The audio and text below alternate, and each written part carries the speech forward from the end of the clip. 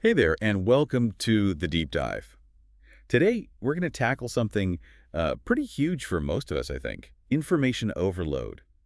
In this digital age, we're pulling from excerpts of a YouTube video transcript. It's called How to Break Free from Information Overload. Practical tips. Mhm. That's our source material. Right. And our mission here is pretty straightforward. We want to dig into this video and pull out the really practical, actionable tips.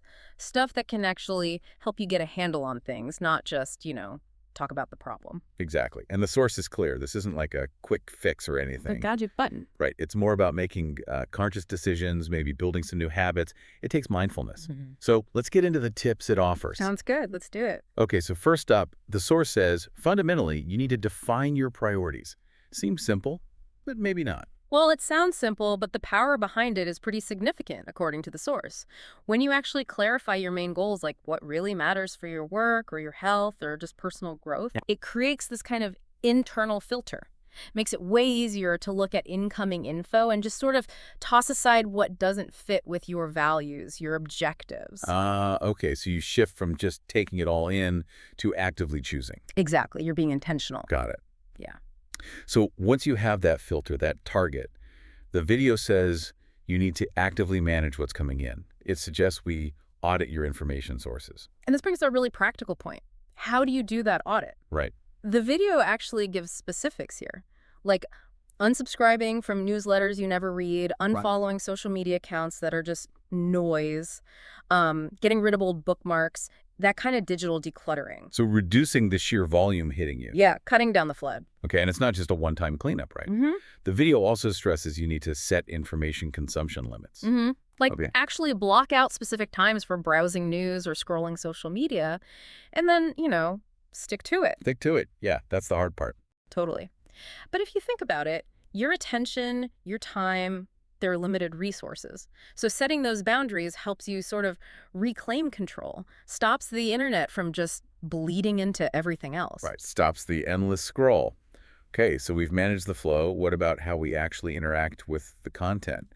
The video says, practice mindful consumption. Yeah, this is crucial. Before you just click or watch something, the advice is to pause and ask yourself, is this actually going to add value? Does it align with those priorities you set earlier? And it specifically warns about, clickbait or sensationalist content, stuff that grabs your attention but gives very little back. Avoid the empty calories of information, basically. You could put it that way, yeah. Okay, and then there are actions on our devices, too, like turn off notifications. Oh, definitely. Those constant pings and pop-ups, they're literally designed to interrupt you. Yeah, they break your focus. Exactly. Turning them off minimizes those interruptions, helps you stay focused, and avoids that mental drain of constantly switching tasks. Makes sense. Yeah. And related to that, I guess, is curate your social media feeds. Yes. Actively choose to follow accounts that share meaningful stuff related to your actual interests and goals, and be, pretty ruthless about unfollowing or muting accounts that are just irrelevant or negative or suck up your time. So make your digital space work for you. Precisely. Turn it from a distraction into a support tool. The source even goes a step further, suggesting we should practice digital detoxes, stepping away completely. Yeah, not forever, obviously, but intentional breaks. Yeah. Setting aside specific times, maybe an evening, maybe a weekend day, to just disconnect from screens. And do what instead? Engage offline. Read a physical book, go outside, actually talk to people face to face.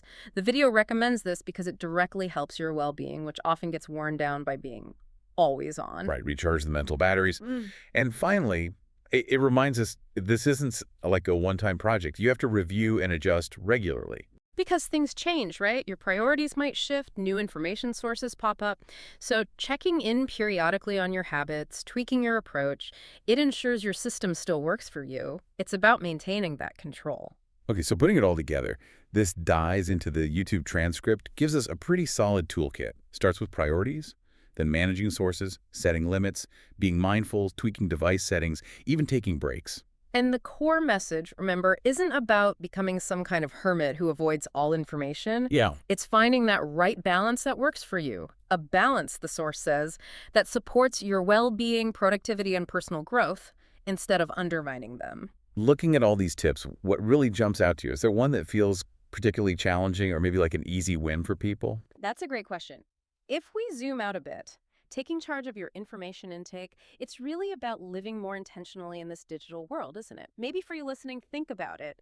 Which single tip we discussed today, just one, feels like the most necessary first step for you? Starting right now, that's something worth pondering.